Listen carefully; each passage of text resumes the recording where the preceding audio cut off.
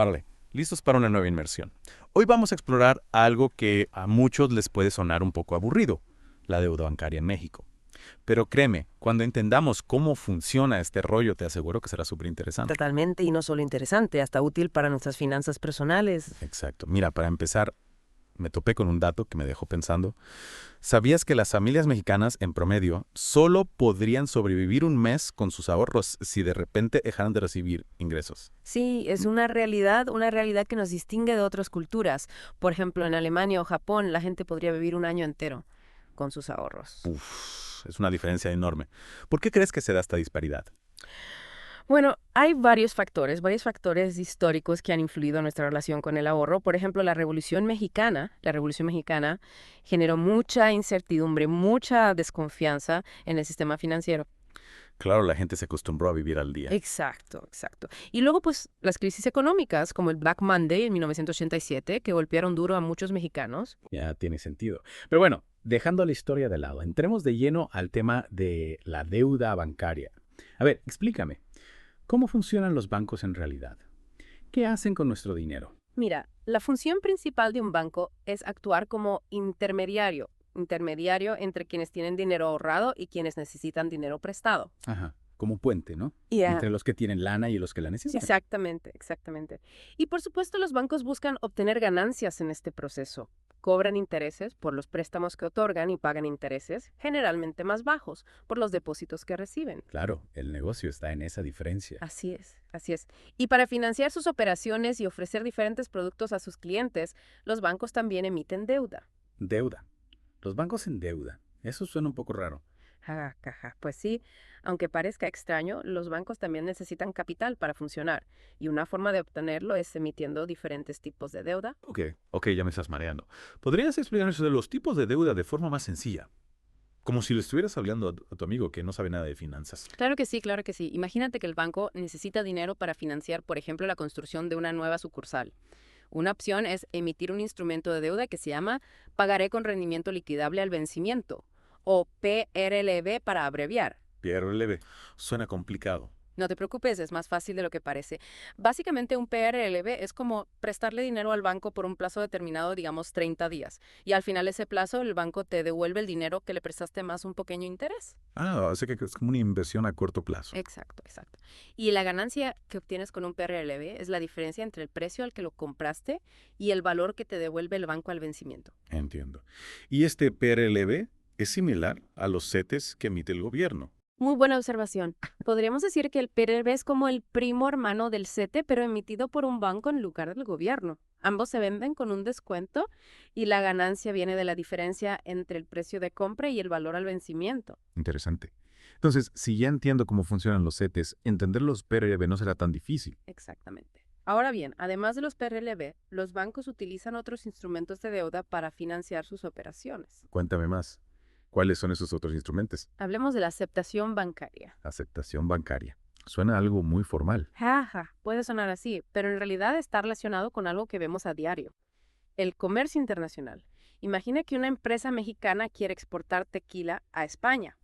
Para asegurarse de que le paguen, recurren a una aceptación bancaria. ¿Y cómo funciona eso? Básicamente, el banco del comprador en España emite una orden de pago a favor del exportador mexicano.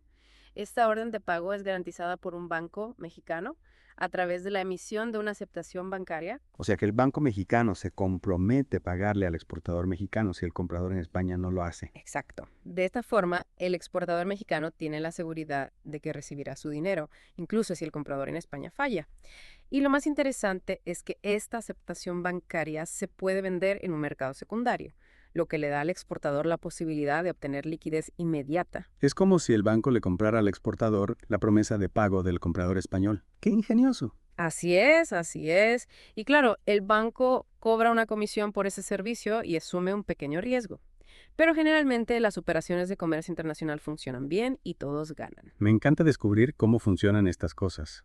Y dime, ¿qué otros instrumentos de deuda usan los bancos? Bueno, hay varios más. Por ejemplo, están los certificados de depósitos o CEDES, que son como cuentas de ahorro a plazo fijo, pero con un rendimiento generalmente mayor. Eso suena interesante.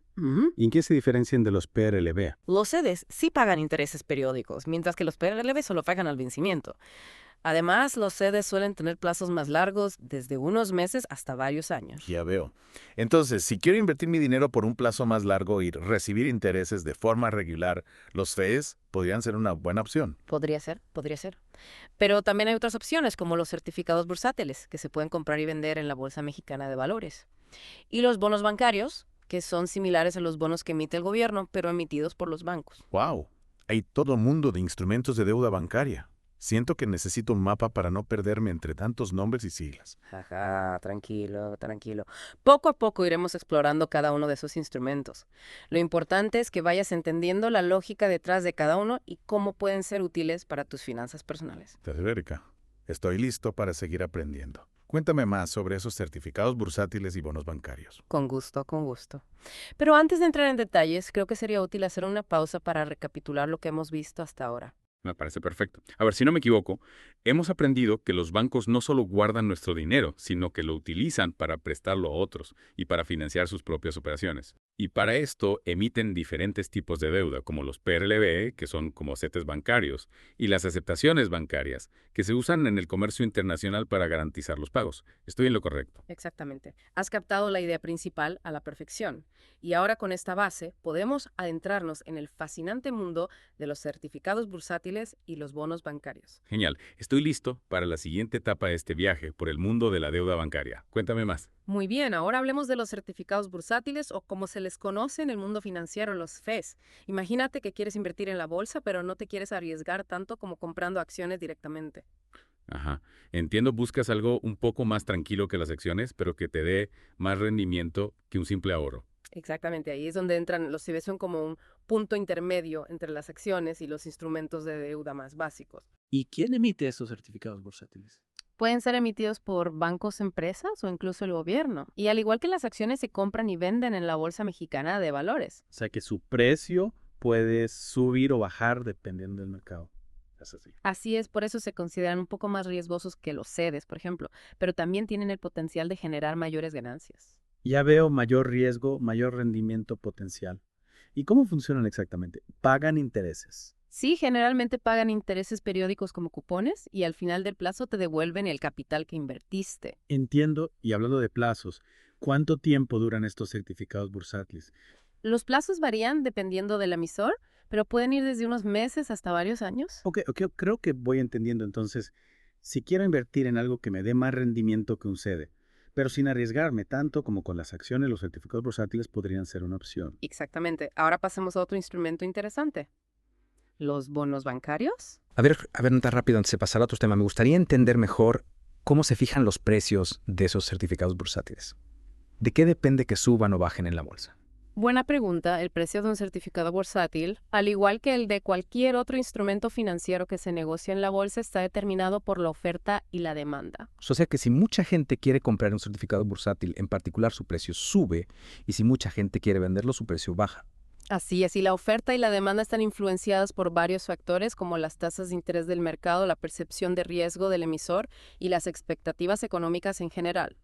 Suena complicado. No te preocupes, no necesitas ser un experto en economía para invertir en certificados bursátiles. Hay muchos recursos disponibles que te pueden ayudar a entender los conceptos básicos y a tomar decisiones informadas.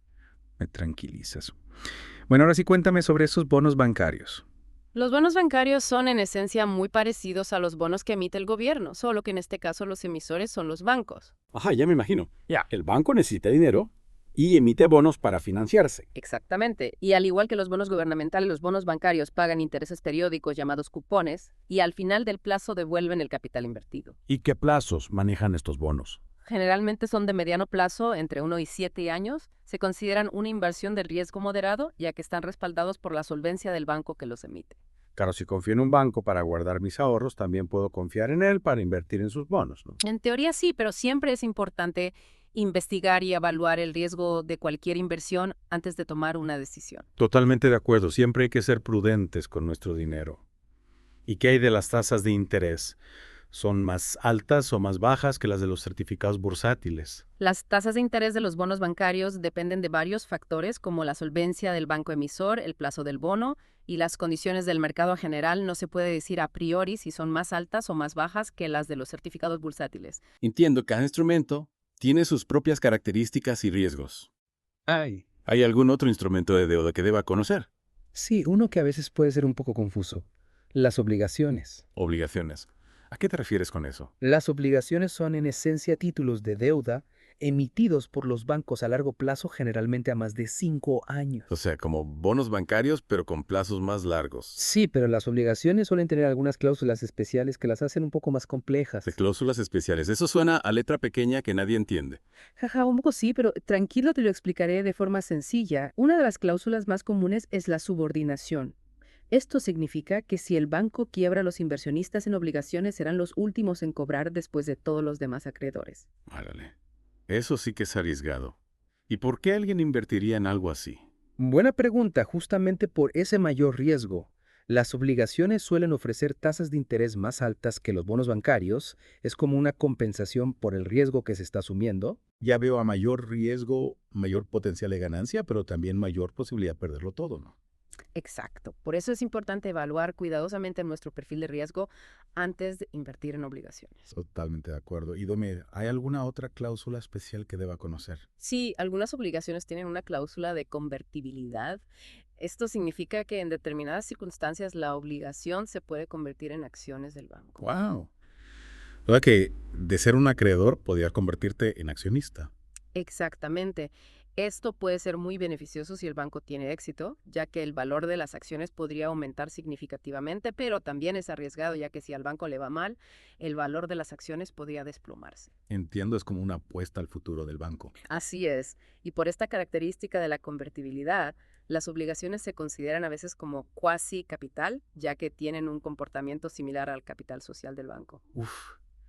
Cada vez me doy cuenta de que el mundo de las finanzas es más complejo de lo que pensaba. Jaja, sí puede ser un poco abrumador al principio, pero no te preocupes, con un poco de paciencia y dedicación cualquiera puede entender los conceptos básicos y tomar decisiones financieras informadas. Eso espero. Y ahora, después de este recorrido por los diferentes tipos de deuda bancaria, me pregunto, ¿cómo encajan las fintech en todo esto? He escuchado mucho sobre ellas últimamente, pero no tengo muy claro qué son ni cómo funcionan. Excelente pregunta. Las fintechs están revolucionando el sector financiero y sin duda están teniendo un gran impacto en el mundo de la deuda bancaria. Cuéntame más. Me muero de curiosidad por saber cómo funcionan estas fintechs y qué las hace tan especiales. Con gusto, pero creo que ya es hora de hacer una pausa para digerir toda la información que hemos visto hasta ahora. ¿Te parece bien? Perfecto. Creo que necesito un momento para procesar todo esto de los certificados bursátiles, los bonos bancarios, las obligaciones. Uf. ¿Cuántas opciones? Jaja, sí puede ser un poco abrumador, pero no te preocupes. En la siguiente parte de nuestra inmersión profunda exploraremos el fascinante mundo de las fintech y cómo están cambiando las reglas del juego en el sector financiero. Genial. Estoy listo para la siguiente etapa de este viaje financiero. Listo para seguir con esta inversión. Ahora sí, explícame cómo funcionan las fintechs. Claro. Para entenderlo mejor, pensemos en algo del día a día. Imagina que necesitas un préstamo para comprarte una moto, pero ir al banco te da flojera. Filas, papeles, esperar semanas por una respuesta. Uy, sí, ¿a quién no? Esos trámites a veces son un dolor de cabeza. Exacto.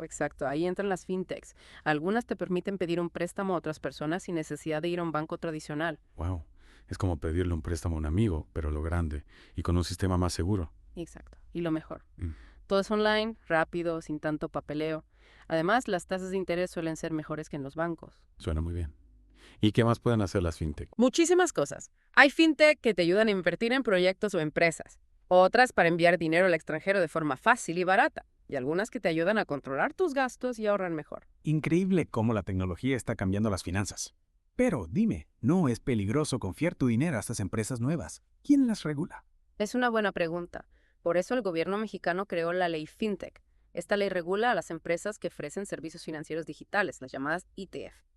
O sea que hay reglas claras para que estas empresas operen y no se aprovechen de la gente. Así es. La ley FinTech busca que haya más innovación y competencia en el sector financiero, pero siempre protegiendo a los clientes. Me da gusto saber eso.